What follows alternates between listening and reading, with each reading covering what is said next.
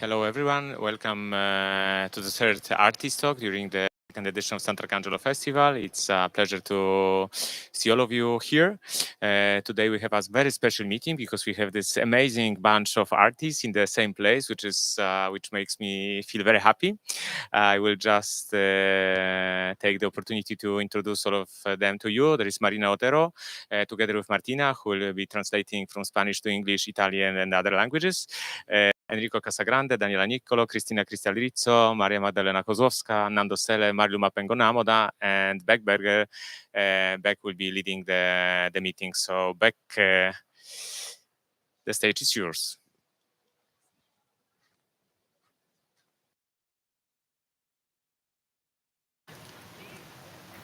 Ciao. Hi, everyone. Now, there is a complicated system of translation. So if anyone would be benefiting from an English translation of Italian or Italian to English, it's valmaradio.com. We will be using it also on stage, so we are not being rude and watching YouTube while each other speaks, but it's an attempt for us to try and understand fully what's going on. Today, it's my pleasure to be in this company in what we could call a record-breaking artist talk. I think this is the most amount of artists on one artist talk stage in this festival, at least. So there is some sort of threshold that we have crossed. The thematic for today's talk was titled "Feminism, Compassion, and Togetherness," and I think, like a lot of us can agree that on a global scale, on a massive scale, that doesn't really exist. This is all science fiction. If we think about all the wars that are existing across the world at the moment, the division with politics, there's a lot of crises and disaster. So these topics are science fiction as a globalized understanding. So we will also stick in also this future dreaming space. What are the potential thresholds that we need to pass? What are the potential actions we need to make? And what are the intentions that we need to inhabit to get to these places where feminism, compassion, and togetherness is silent because it exists all the time, that is forever held. We invite you, there will be questions and comments time. So if you do have a desire to join this conversation, we will open it up to all of you later on in the conversation. But please, there will be an X, there will be a microphone, and you're very welcome to join us in the exchange. To get started, I wanted us to introduce ourselves without biographies, because this you can access online, but rather how our mothers or our fathers or a parental figure would talk about our practice. I can say that my mother would say that I do something with theatre.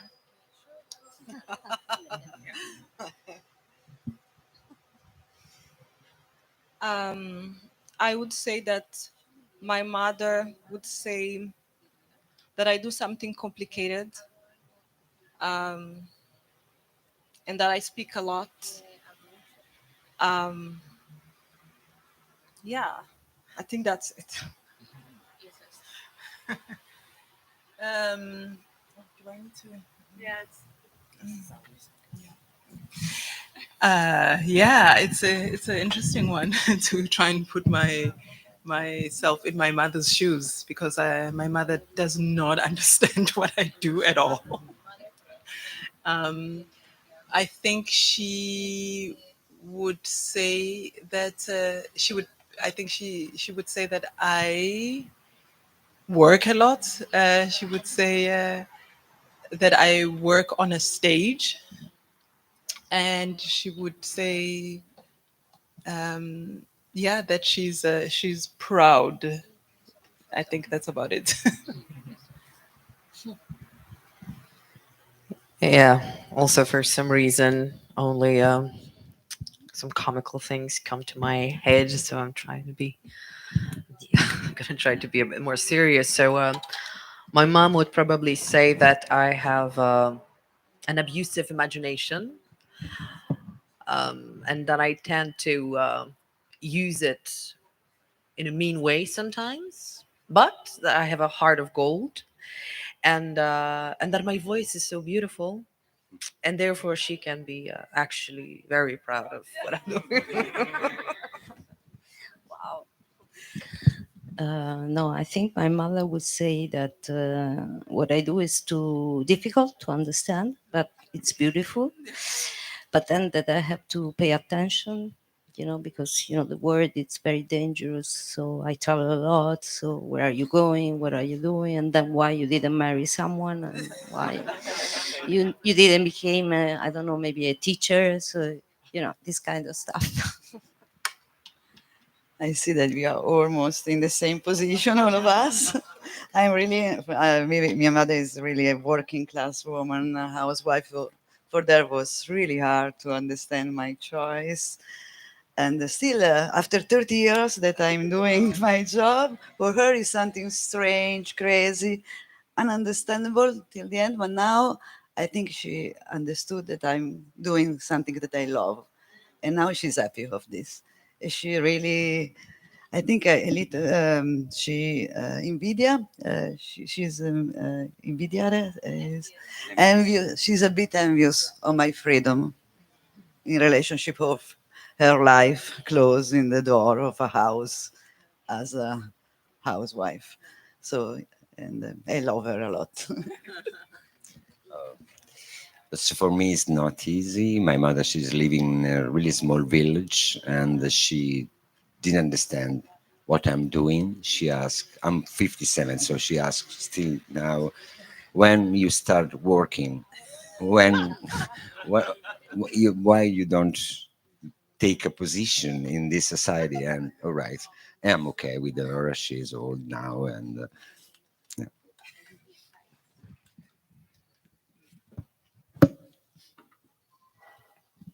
Yo hablo en español. Mi madre no diría, sino que dijo, me dijo que era una perversa y luego yo lo dije en una entrevista que fue filmada y me mandó un mensaje y me dijo, sos una mentirosa porque yo no dije eso. Yo estoy orgullosa de vos, pero sí creo que sos una mentirosa. I will be speaking in Spanish. My mom didn't. I don't really imagine what my mom said.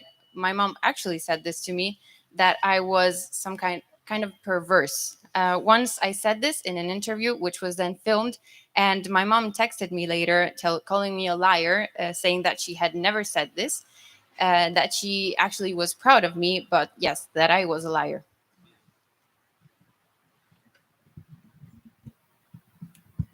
Such a wonderful diversity. I mean, there is this obviously pride is apparent in all these responses. But now let's get to the juicy stuff. I think this is where we start to divert, and maybe my first question would be, what is the most essential intent that we need to follow to get to this place of equity, of this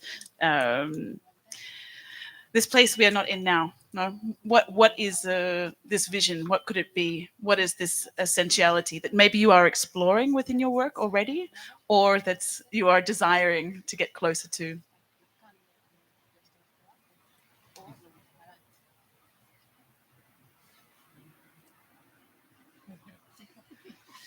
The tough questions.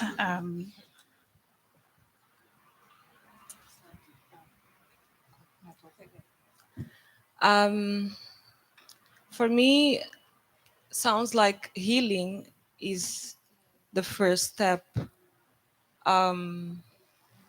Yeah, I at this point I feel all of us are super wounded, deeply wounded, for many reasons, and for the change I envision, I really believe that we need to start from healing. But healing is very challenging, of course. It requires a lot of compromise. That's a word.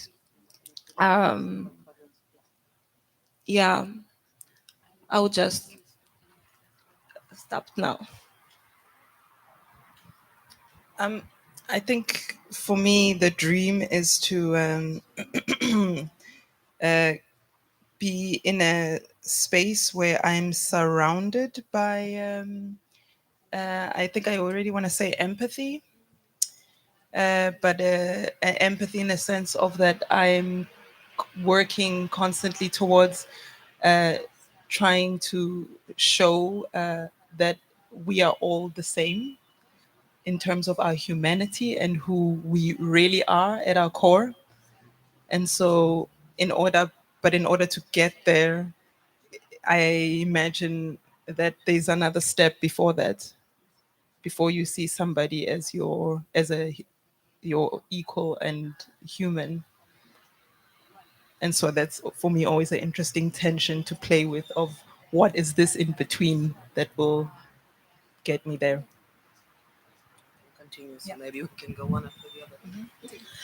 So I think it's like, for me, it's very important that there's not one thing that we're supposed to do, and there's not one perspective that is righteous or that is right. And I cannot stress it enough, because I think we have this tendency to kind of even argue or like engage into a conflict among ourselves, especially when, when it comes to the discourse, like how are we supposed to refer to this, how are we supposed to refer to that. Those people want power, no, power is not right because it leads to domination, no, this is more important, that is more important. So I think we should be really ready to actually embrace a certain pluralism, which is not the most popular perspective these days, I have a feeling. And I respect radical positions as well, very much so. But I think it's just impossible to reclaim the power. And also, we should not be afraid of that word. I think that women are socialized not to think about power, not to think about being leaders and dominate. And I know it might sound like, some neoliberal discourse, and I don't want that. But I think that we should be ready to actually work towards building certain structures. And sometimes that means doing things that are just very long and very boring, and but very, very persistent. And I think this is what we really need: our own structures, which based on our values, but still yeah, not be afraid of going towards being an example or something. Yeah. Um, yeah, somehow also I think that now it's the moment to be very assertive, very affirmative in whatever way, we can find different forms, but to really be assertive and not resilient at all. But at the same time, I think that to be assertive now, it means also to dismiss a lot of habits, I would say, somehow. Let's call it like that. It's not really maybe the right word, but which are connected with the culture we have been growing somehow. So it's the psyche, it's the body, it's the psyche, it's the conscious, it's the unconsciousness, it's a lot of levels that we can still work somehow. And I think it's the only way for humanity to change somehow and to go somewhere else. And maybe I'm not pessimist, but maybe we need really to get into the how can I say? Yes, I mean, like the total destruction. So maybe after that, something really different will start to appear. But yeah, it's like I feel that now we are in a moment that we really live through our bodies the end of something, and that's why we don't know how.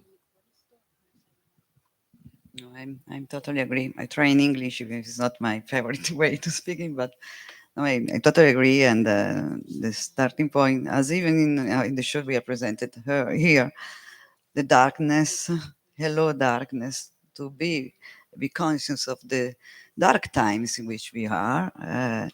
It's something that we have to deal with, but thinking not at the end, maybe at the end of one word, but really, I want to still be positive, try to have visions, maybe far away, but figuring out that from this darkness, something else can be born.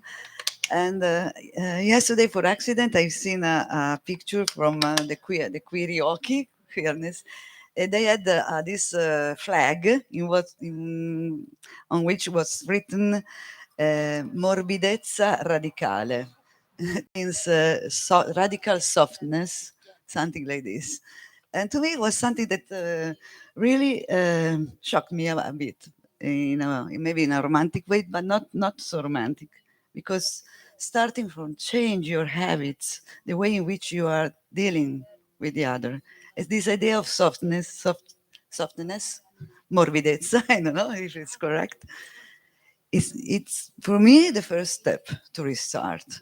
And the idea of softness is connected to the idea of borders, of the idea of all the fucking borders we have inside, and we are rebuilding outside between countries, so I don't want to be, but really the idea of softness and change the way in which you deal with the other to be together, really. And starting for the idea that I think we are at the bottom. We are in a final moment. So there are two ways: or we disappear, or we try to look outside with other eyes. That's it. It's not easy. Also, because yes, it's sometimes it seems difficult to go on for all of us. Also to understand the reality we are living at the moment, because if you are with sometimes in with your, I can say this, but your community, in a way you feel everything is going well, or everything is the best you can imagine, because you are surrounded by lovely people, and you are doing something that you love. So for me, what I'm always thinking about, it's all right, I'm in my comfort zone in a way. This is a comfort zone, and in which way we can really go out and spread this morbidezza, as Daniela said, to outside, because sometimes also this to be too much inside something, it's make you blind in a way that you have no this. And I think that performance theater, or all kind of arts, is the way to open and to be with the others. Es un poco difícil también pensar en el futuro con este presente. También es difícil responder esa pregunta. Creo que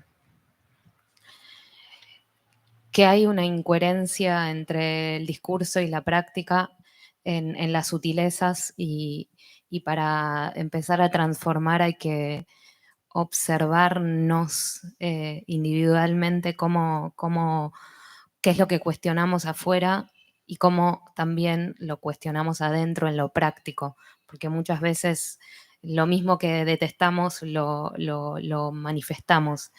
Y para eso también creo que hay que correrse de cierta corrección política que a veces no nos permite repensar, porque tenemos que pensar mucho y sentir mucho, porque pensar y sentir tienen que estar a la par, porque si no, no cambia nada, porque todo se vuelve ficción. También podría ser pensar, construir una ficción, creer esa ficción y después llevar el cuerpo a esa ficción. Pero creo que hay algo entre lo coherente, entre el discurso y los hechos, que para eso es necesario ser conscientes de nuestra manera de producir, de nuestra manera de trabajar, de nuestra manera de relacionarnos, y cuestionar también afuera, porque muchas veces La producción también tiene que ver con justamente lo efímero, las modas, lo hegemónico, y aunque a veces los discursos o ciertos festivales o ciertos espacios están teóricamente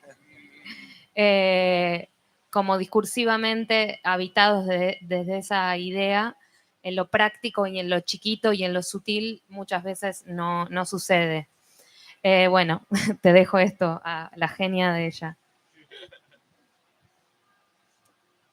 It is hard to think of a future without with the situation that we are living now today, and it is also hard to answer the question. I personally believe that there is a lot of incoherence between what we say and what we actually do, in even in the smallest details. Because to actually do a transformation, we need to look at what we're doing, both inside and both outside. And in this way, we would also need some to correct our political thoughts, because often our policies don't let us think enough of what we are actually doing. But we need to think and to reflect on what we're doing in order to really feel what we should be feeling. Otherwise, what we say only remains fictional. And I believe that to create this future, we should first start to create it, and then start to inhabit it with our bodies themselves. But yes, I do believe that there's a lot of incoherence between what we say and what we actually do.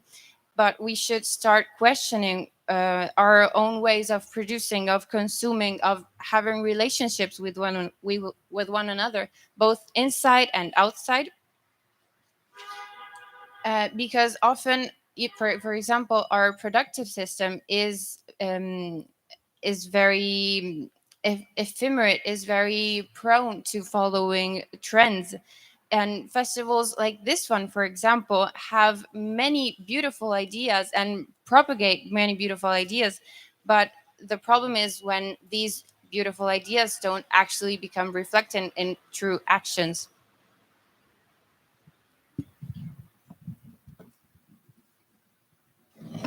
Does anyone want to respond to anything that anyone else has said before we? Yes, I just would like to comment that I totally agree with the need of radical softness and to meet each other as human beings again. But I believe that the healing is the way to get there. And by healing, I mean intentionally create space and time to reflect and to undo our bodies, our imagination, our feelings, our perspectives. So, yeah, because then if we don't find and of course healing also comes in different ways and shapes. There are multiple ways for someone to heal, and it's different from each background, cultural background, and land and history and everything. So yeah, but I think at this point it's very difficult to simply say to myself, okay, I want to soften my heart, myself, and immediately, or it has to come with the intention, and create space and time to understand why exactly I'm acting in the way I'm acting, if how much I am being coherent with my politics and with the world I want to create. So all of this process, for me, it's called healing, and there's no really a standard way to go through it. um, yeah, and I think it's also important to have in mind that by healing, it's not something that I think that it's important only for women or for people who are in a more how can I say, more in an obvious position of victims, but also for those who are in a position of those who causing the harm are also in need to heal. because no one is able to cause harm to someone else when is not wounded inside, or even in the process of causing harm to someone, you wound yourself. So I think healing is important at this moment for everyone.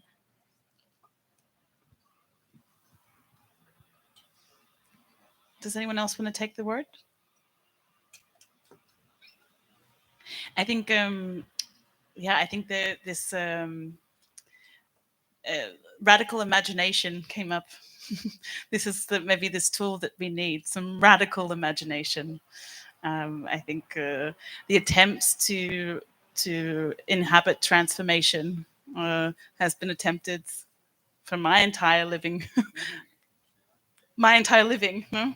And as we can see, there is not one strategy, and it will be a multiple. And also, Daniela, just responding to you, I often think that in these dark times, it's actually like eyesight. If you stay in darkness, your eyes become 1 million times more sensitive with patience and stillness. And in that darkness, much more can be revealed than is even possible in lightness. And I think what we are also just reflecting back on the feelings that are in this space is that we are in this quite extreme moments of crises and crises on top of crises, and something will need to happen. But maybe let's imagine something. What does it feel like, this place of the future, right? We keep talking about we're on the phone with the phone. It's fine. Transformation.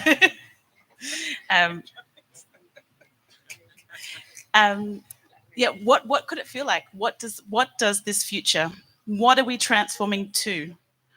What is the physical feeling? What is the thing that we're actually going towards? We can all agree that we need change, but what are we changing for? What is this space?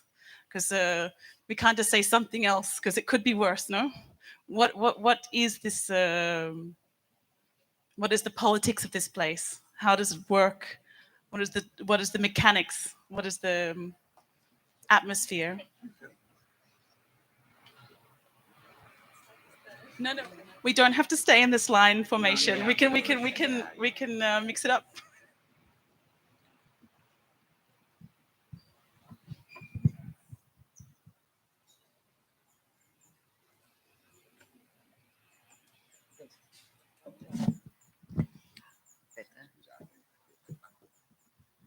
I think somehow it's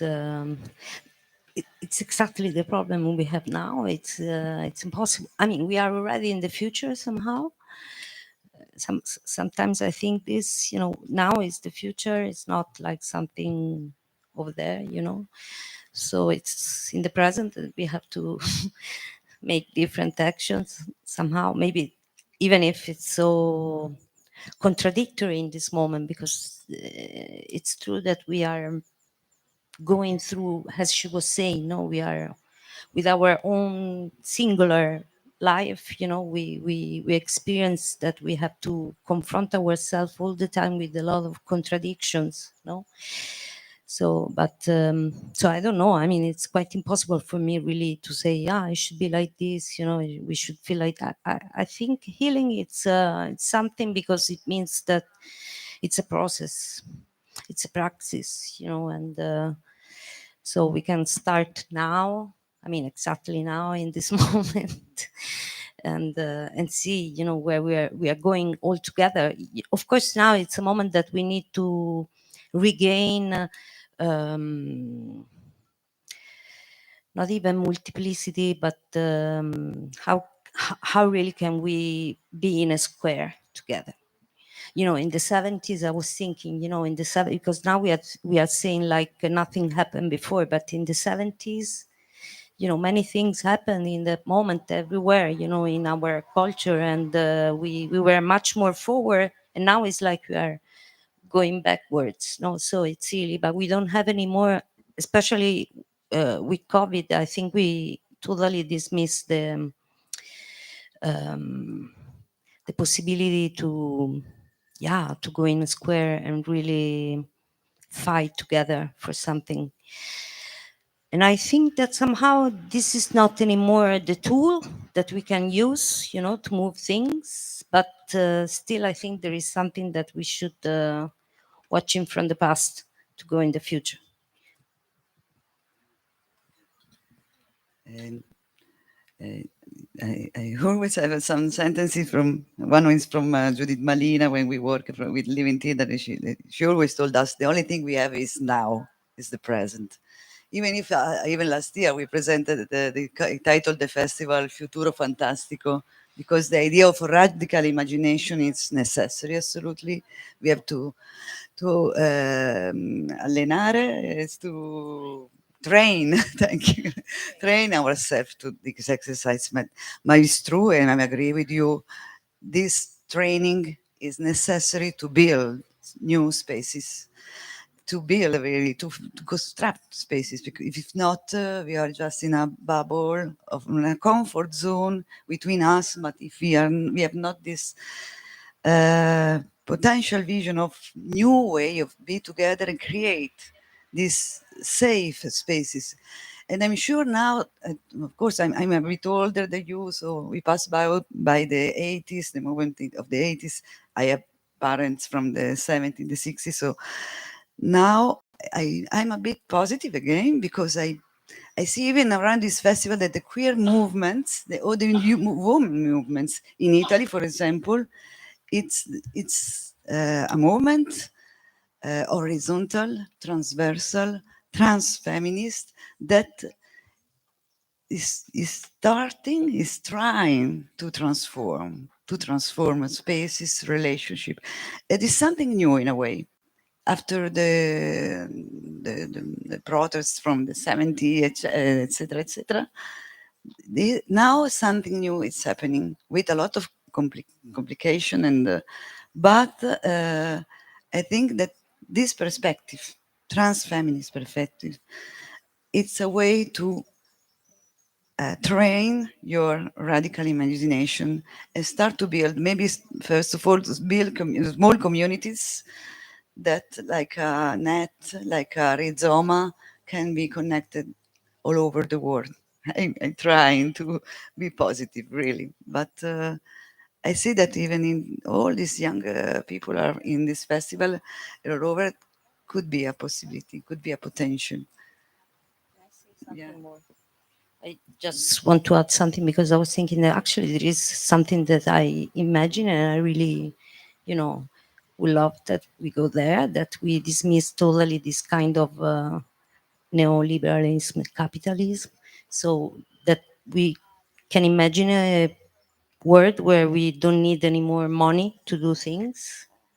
I know it's very utopian somehow, but concretely, no, how can we yeah, how can we generate a way of producing an economy that sustain everybody?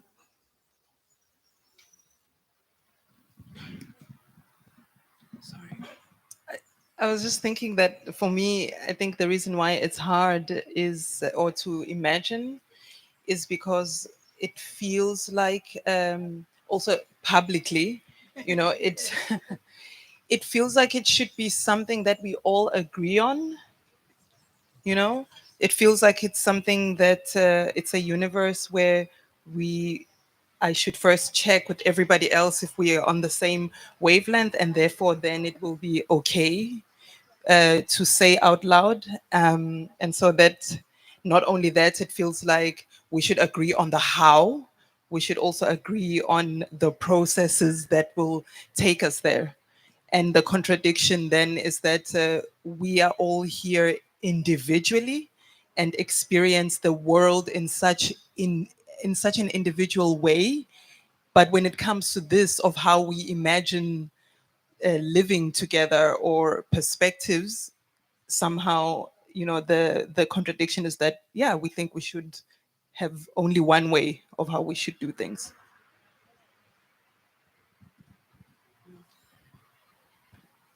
Yeah, Yeah, exactly. I think before we think of maybe in parallel, but before we ask about politics, we should think about the poetics of what we want to achieve together in a way. And I think it really starts there in a way. It starts with the language in which we imagine the the possible futures and what we value and what the language helps us value. And I think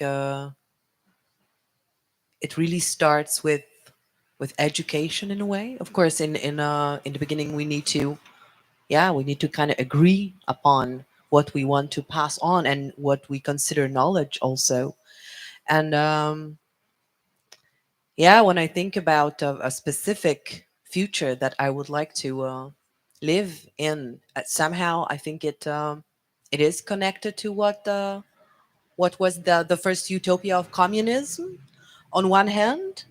On the other, I think I know now again I'll say something that have terrible associations, but there are things that we can learn from corporations. I mean, also when it comes to the structure of structures of power, for example.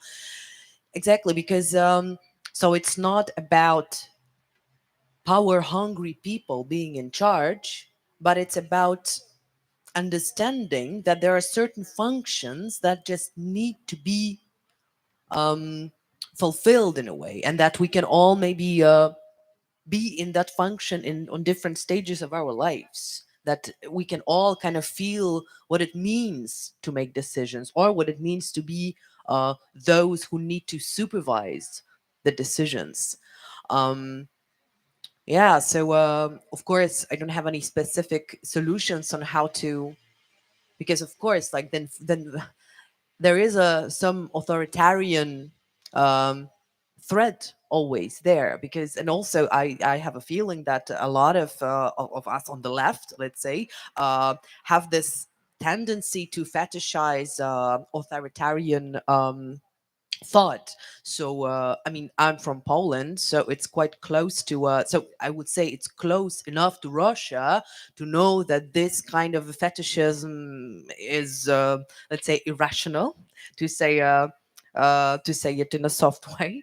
uh, so yeah, so there is on one hand that there are those parts of the left that say yes, Russia and China have some good ideas there, because when you're authoritarian you can actually make decisions in people's name about what's good for them or what's bad for them. And yeah, and I find it really hard to respond to that, because of course there are moments when I also think that maybe some kind of a like meritocratic authoritarian society wouldn't be bad if like philosophers and sociologists and witches, you know, come together. So irrational and rational and scientific and non-scientific create this kind of a new discourse and a new language in which we can actually communicate our needs. But then we can also be efficient in a way that we can actually implement the the um, the new structures of power. And I think this is a very crucial question that we just really need to ask ourselves. Because yeah, I mean, I started with poetics and then I ended up with like really, yeah. Yes, maybe that's all right, that's enough for me for now.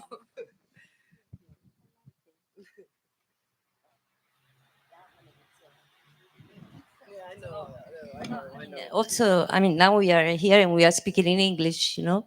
Uh, so, so how many things we have to dismiss? And it's true that if you come from a totally different culture, you have a totally different view of your cosmology, for instance. No, so even the body is something else. So it's really conflicts everywhere. Maybe just, do you want to? I cannot miss this question.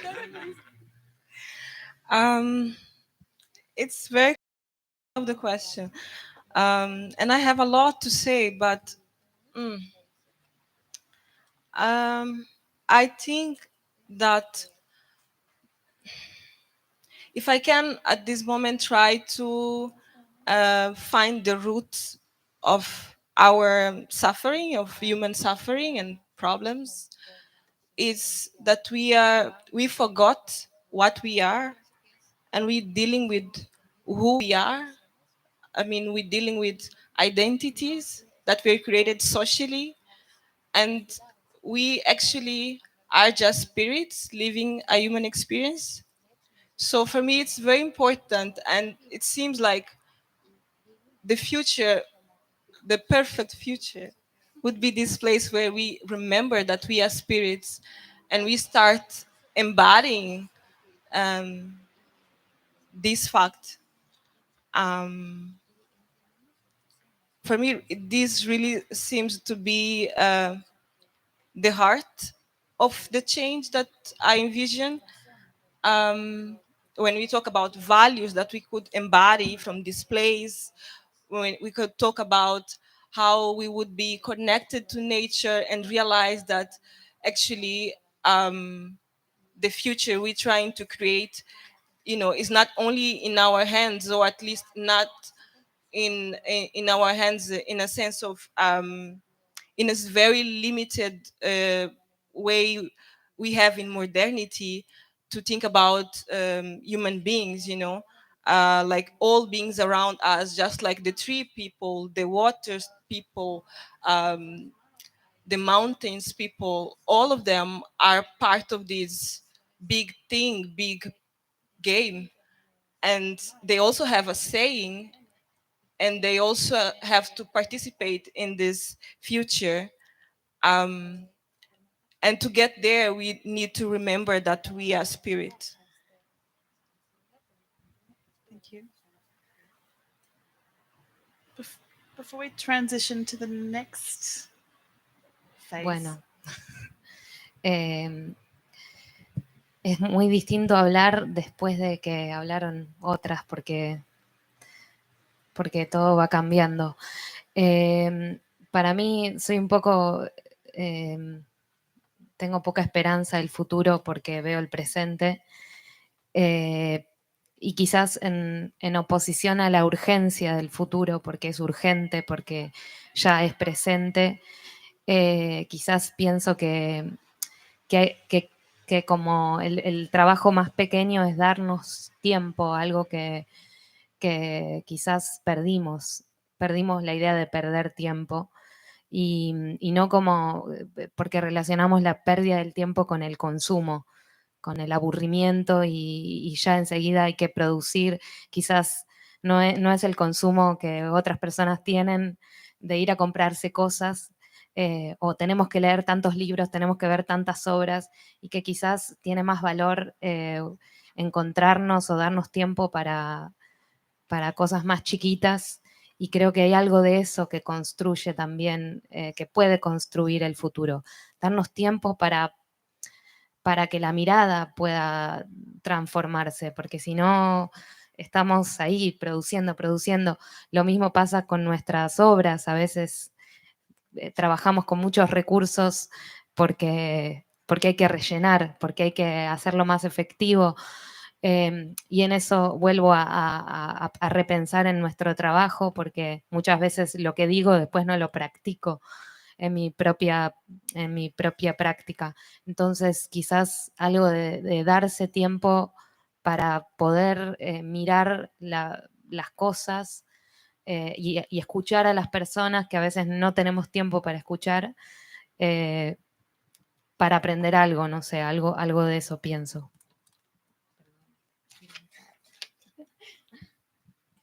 It is different to speak after everyone has spoken because things change. What we have said changes.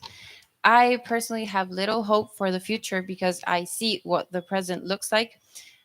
But I feel that the future is urgent because of what the present is like. I think we should give time to ourselves. We have lost the idea of losing time because we are very related to the idea of consuming, of we are scared of getting bored. because there's this constant need of producing, of buying something new, of reading something new, of seeing many works. But maybe we should give more value to to giving time to small things. And I think this is what we could do for the future, because to actually see something, some changes, we would need to give time to ourselves. Yeah, sorry. I see this in my works too, and I see that we often try and make them as full and as effective as possible because we don't want to lose anything.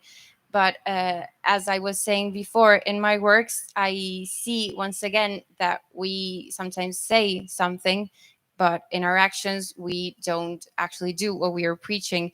So, yes, the idea of giving time, of seeing things, of listening to people, and we often don't have time to do that, and to learn something new every time.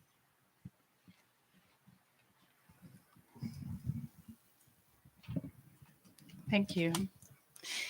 Inspired by Cristina and this idea of what are we willing to give up?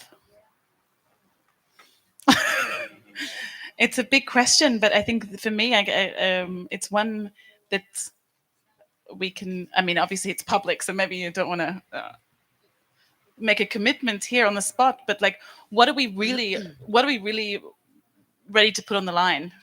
What will you give up?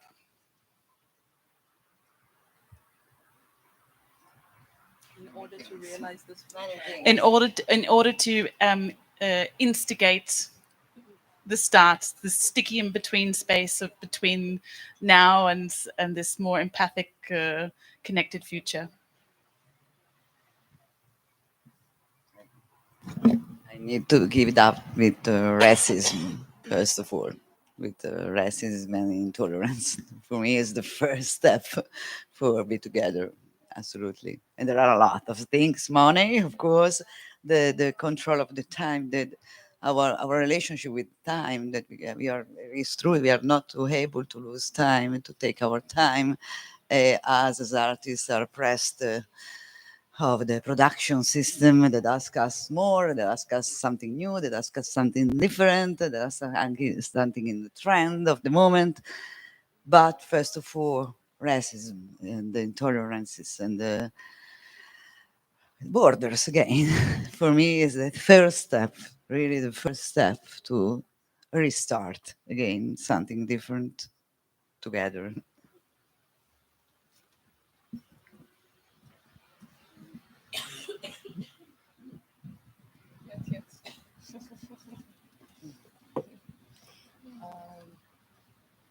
Oh, that's hard.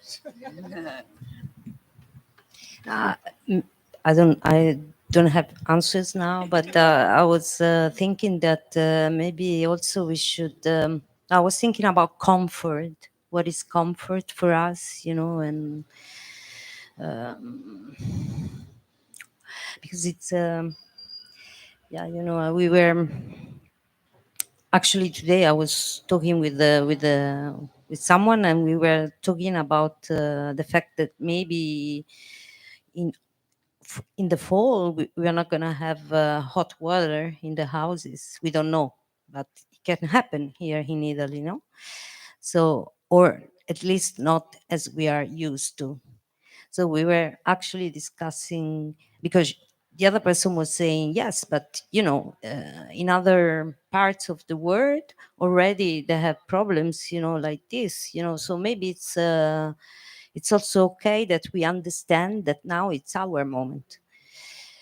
And I was like, yes, okay, I understand this perfectly. Of course, I know. But at the same time, I think we are not ready. We are not used to it. For us, it's very, very complicated to give up this kind of comfort. If I imagine me, without hot water, it's tough. Or an old person, for example, no?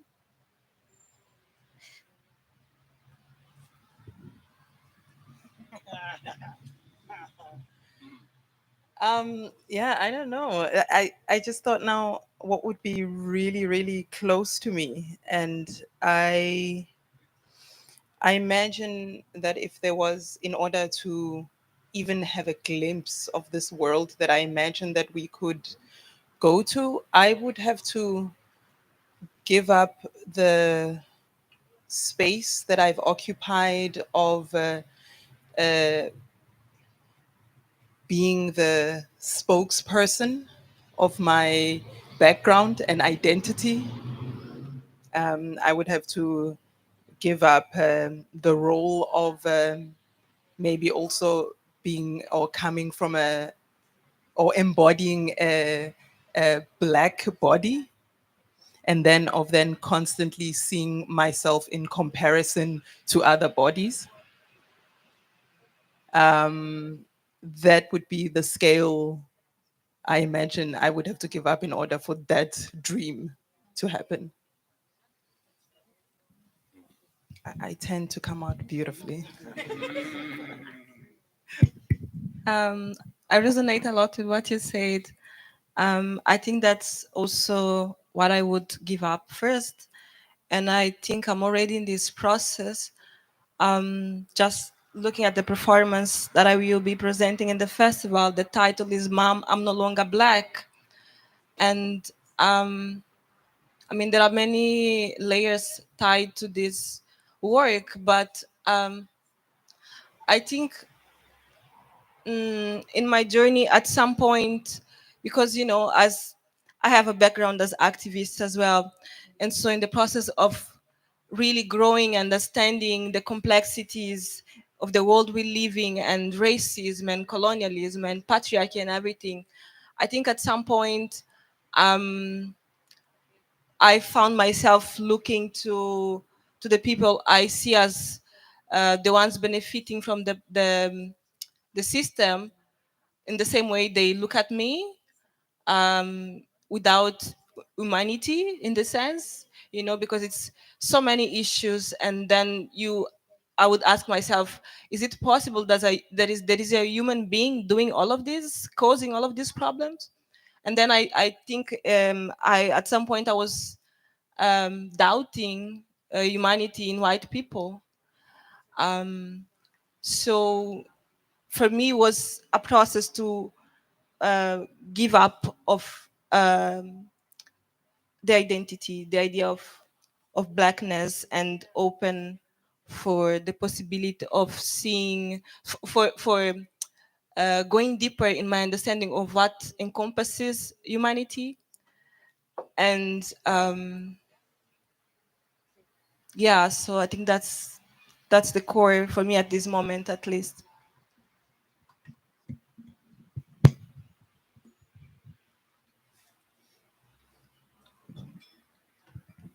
So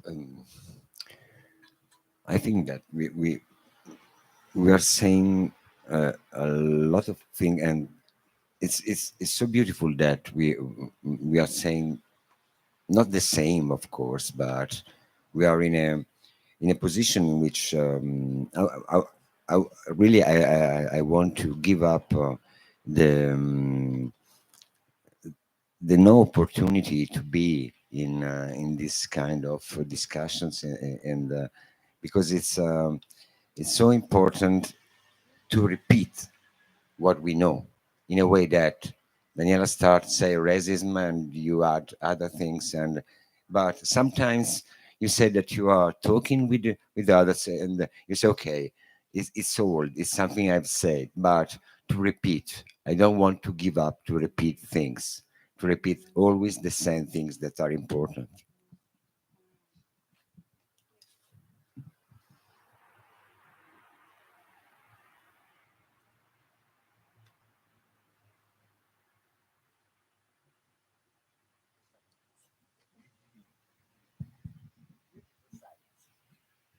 Super beautiful science, and maybe this is also the moment that we can open up this discussion. We can widen our gaze and our ideas, and invite anyone out there to also come stand on this cross. I think this is what I meant to say. And maybe what are you willing to give up? This is maybe a starting point. Anyone? Or a question, a comment, a vibration?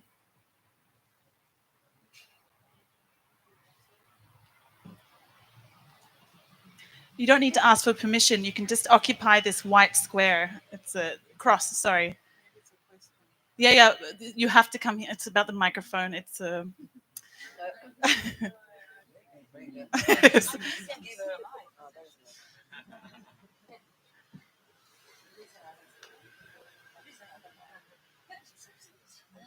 it's about the camera. I guess I just had like a different take on the question, which is not necessarily like I don't feel like it always needs to be about what are you going to give up, but what are you prepared to do less of? Because actually, if we all did what we do now, if we lived our lives but we consumed a lot less, I think the world would be in a much better state. And yeah, I run a festival in the UK, and what I'm trying to challenge myself on is how can I do less better. And I hope that we're moving. I hope that we're moving past beyond those days. That as arts workers or as artists, I'll just wait for the car to pass. That we feel that we need to kind of secure our status by overproducing. What would it mean if you didn't feel the pressure to deliver 3 productions a year, but you focused on one over 2, 3, 5 years? What if my festival had half the shows and everybody was paid much better and cared for much better? And I'm trying to challenge myself to just move towards a place where, yeah, we focus less on excess and more really deeply about what matters, and consciously make a decision to do less. But I think that's probably something that as a sector, as a community, we can support each other to do. Because I've definitely heard like more than one festival programmer in the past go, did you see their program? There's hardly any shows. And I just think that we really need to like move away from that. And yeah, I'm sort of looking at Hannah because we were involved in a project in the pandemic called Imagining Futures, which was supported by the Goethe Institute and was basically a bunch of festival organizers coming together to imagine a different kind of festival future. And most of our conversations were around doing less and about care and well-being and a kind of shift in the status quo of how we make and how we live and how we support each other and artists and our audiences and communities as well. So I guess that's my provocation, how to do less more meaningfully. Thanks, Amy. Anyone else?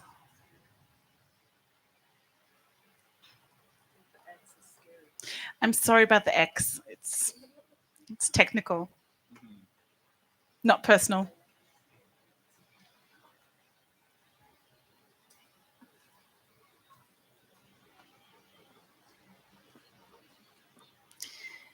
For me, I resonate a lot with what Amy says, because the thing I would love to give up on is ambition. And this notion of what success is, which is about building upwards and not maintaining very well the horizontal. And I think the society that I have grown up in and the one that's I think we're situated in right now only acknowledges that of this upward trajectory, not this horizontal one. No.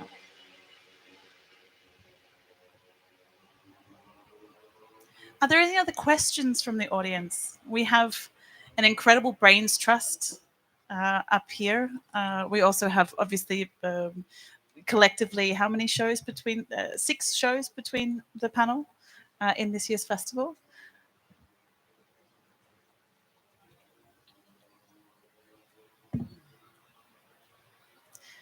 Well, then maybe we just look again towards each other. But if anyone does want to occupy the X, we will open up again. Maybe for just the ending this conversation and again maybe trying to stay in this dreaming space. If we look at often these massive changes or these impactful changes in society, you can see that there is a threshold that needs to be crossed, that needs to be overcome to get to a paradigm shift. And I think a lot of us, quite ignorantly now, thought that this pandemic may have been that threshold for us. The threshold that would invite more care, more kindness, more love, more compassion, more of an understanding of a global identity, which I think really is potentially the first time that we as a globe, as a world, were affected by the same thing at exactly the same time. But it failed miserably, and I think the habits fell back on. So if we are to imagine what is this moment, is there a moment that is even imaginable, this threshold?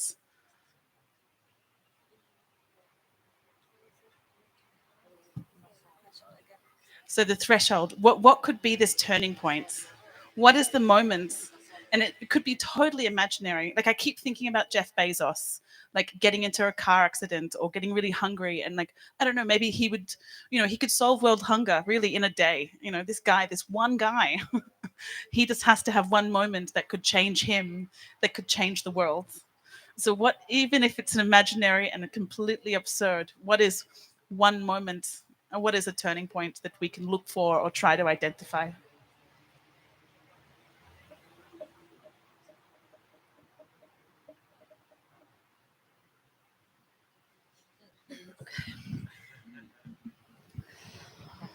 Well, yeah. No, I have a feeling that it's actually an inevitable moment of global ecological crisis that is inevitably in front of us, which has this quite pessimistic, melancholic potential of uniting people again. I mean, not really against, but I would say towards survival. Although, of course, I'm also aware that this crisis can leave some parts of the world like completely on their own, and there's also a huge potential of dividing even more in even in more horrifying ways. But I'm sure that this is something that can have and will have an actual tremendous impact on how we think about, let's say, us as humanity. And but yeah, but I must say that it's really hard for me to not to think about it in a melancholic frames. Um, but maybe, just maybe, yeah, I come from a country where people only unite in the face of negative things. So when somebody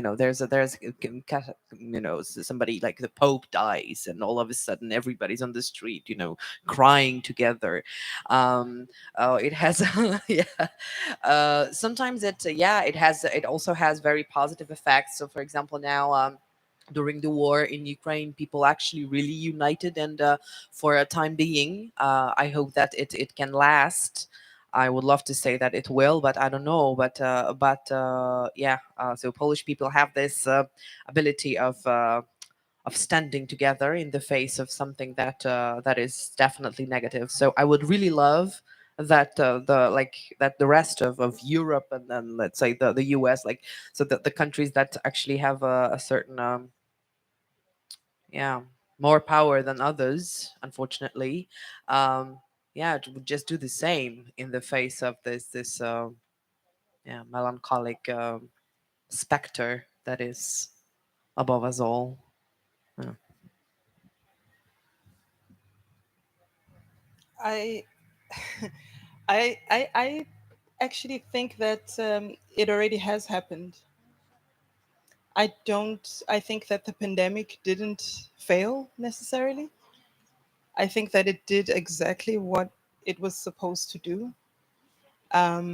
It's just now I don't think we have the capacity to see exactly how much we have changed.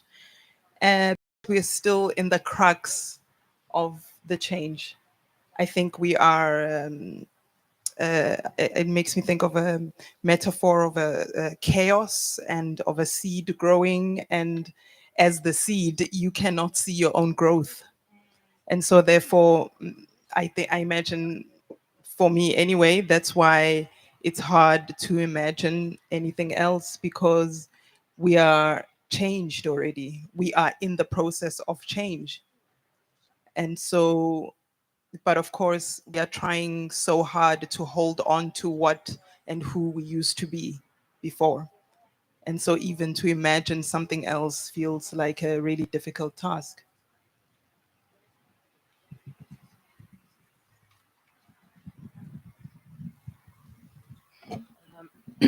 Yeah. Oh, Yeah, I agree with you. I also believe that the pandemic, you know, helped us a lot. And that right now is hard to see. And I'll just add that something that gives me a lot of hope and helps me to see from a large scale perspective is astrology. And astrologically, there are great and beautiful signs that we are moving, and that we are being pushed forward to move. And so with that lens, me looking around and seeing what's going on, I'm very hopeful. um yeah, I would add a little bit more, but I think I will start talking astrologist, and I don't want to do that. So yeah. no, but it's great that you tell us because we don't know. So, I mean, I don't know. So I'm like, ah, wow, maybe there is something somewhere. No, of course. No, I don't know. I think I need to be very much connected with reality somehow also, and because I live in Florence, which is a very touristic place, and I've been away for a while, and then I came back exactly when the season starts, after the closing of everything, so everybody was waiting for tourists, because it's a city that is totally gentrificated by tourism in the worst way. It's like Disneyland somehow, of Rinascimento, whatever. It's like Venice, we have these two, um, yeah, mm, stereotype of where you should go in Italy, somehow, which I totally understand because it's so beautiful, and you go there and maybe, I mean, I can imagine, Americans coming to Florence, they get mad, but anyway, no, I was shocked because it's always like this, but this time was even heavier for me because really I was walking in the streets and watching people, and I couldn't understand why we everybody went exactly back to whatever was happening before. That is totally wrong, and we know, because you take a plane y- and you come to Florence for 3 days, they treat you like shit, you spend a lot of money, you have to wait to go to see whatever, and uh, but I was really impressed how much people, I would say, like, as a maybe it's I don't know how to say in English, it's like come una reazione, it's like a reaction, in this moment they feel so much insecure, they feel so much, they saw finitude, because that's also something that COVID bring back to us, death. We didn't have anymore any contact, with death, and it came back to us. So now we know that we're gonna die, everybody's gonna die. And it can happen, and so they are scared, people are scared. So actually this scaredness brings back, yeah, it creates the same loop, it's like a loop. So anyway, but yeah, of course, I'm also very positive. I think that the very, very young generation, I'm very positive with the very children and very, very young people. I'm sure they will they will do something else.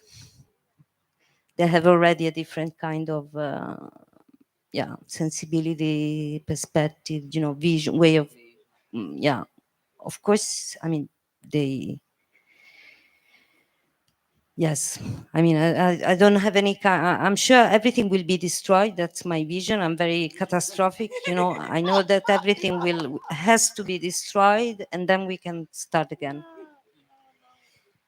It's starting to be destroyed because yesterday, no, a few days ago, a few weeks ago, I read in a newspaper that I'm from here, from this area, from Rimini, and in the countryside near Rimini in Cesena, there were three villages completely invaded by cavallette. It's grasshopper. That it's something that never happened in this scale, in this region, rich region with a countryside of super rich. So this is something that really means a lot because the people have to deal with this. But even to deal with the world of the animals, I was really touched for your first talk about spirits, about the connection with all. If we want to restart, we have to be all together, even with plants and animals. And what's happening now in our country, in Italy, but all over the world, is terrible. But here now we are experimenting, as she said before, the water is finishing, and the grass, the countryside is full of grasshopper, grasshopper.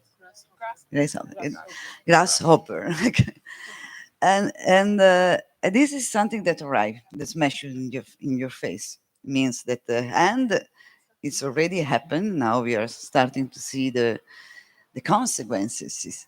And we have really to deal with. If we don't listen to this animal that arrive and invade the rich countryside of Cesena.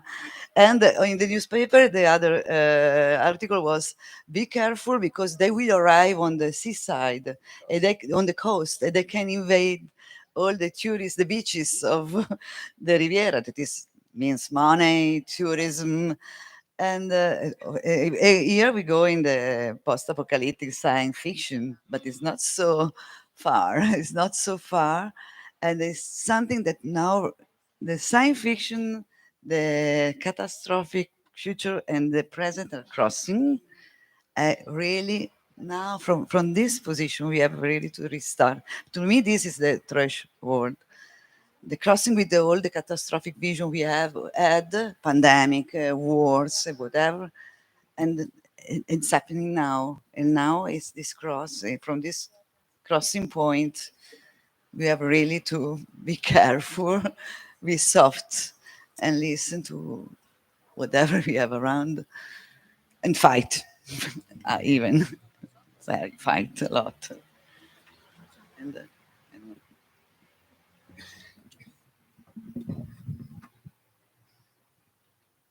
We have time for maybe one more response. A final word.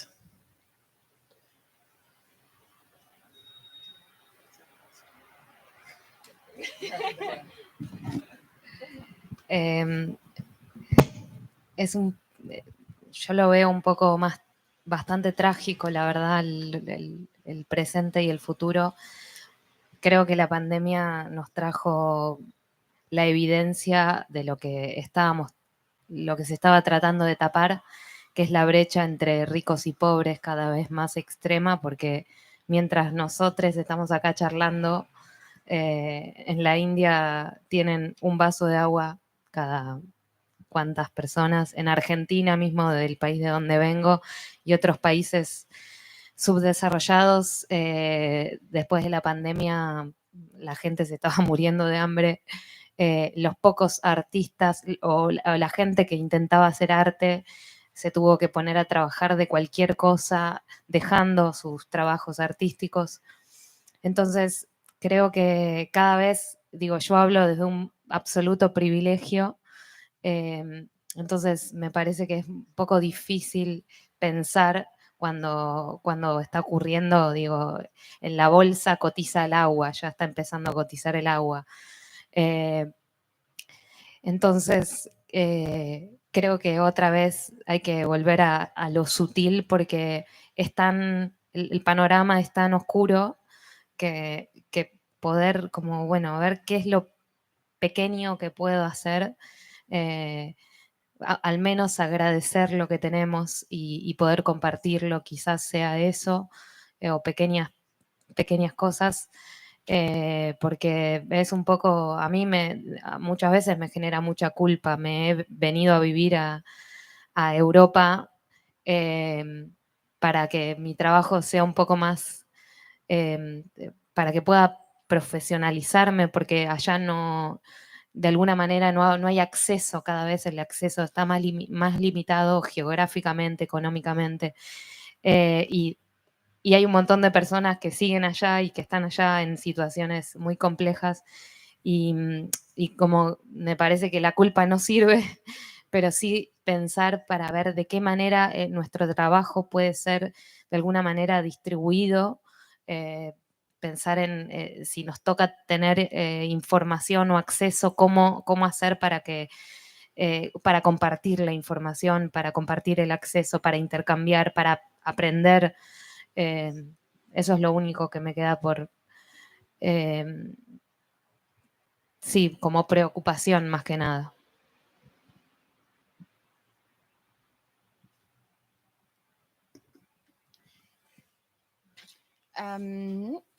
I have a very tragic vision of this relationship between present and future. I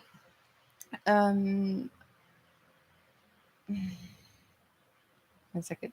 Yeah, I believe that the pandemic has shown something that we had been trying to hide, which is the ever more extreme difference between the rich and the poor at this world. Because we here are talking about water that is about to end, but in India there is one glass of water for God knows how many people. In Argentina and in other countries, the situation is ever more tragic. And after the pandemic, people were starting to die of hunger. Artists or people who wanted to do art had to resort to work any kind of job and leave their art. So I speak from a point of privilege, and it is hard to think of our privilege, but we have to understand, for example, that water is already ending for other countries in the world. So we need to understand in bigger depth of detail that even though the horizon that we are looking at is very obscure, what I believe that we can do is something, is doing things together, is starting to share. This feeling of being guilty, for me, it's I feel some guilt personally because, for example, I moved to Europe to professionalize my work because in Argentina, I had a limited access to professionalization, both because of geography, both because of economic reasons. But people are still living in Argentina, and this feeling of guilt maybe is not truly useful, but what it can do is help us see how we can share work, how we can share information, access, and how we can use that to change and to learn something. I believe that. That's it. Sorry.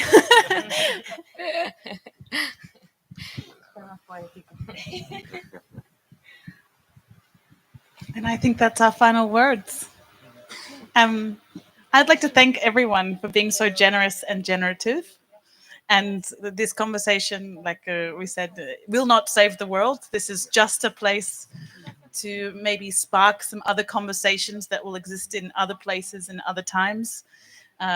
May spark some disagreements over dinner or with your mother. Thank you so much, everyone. And thank you.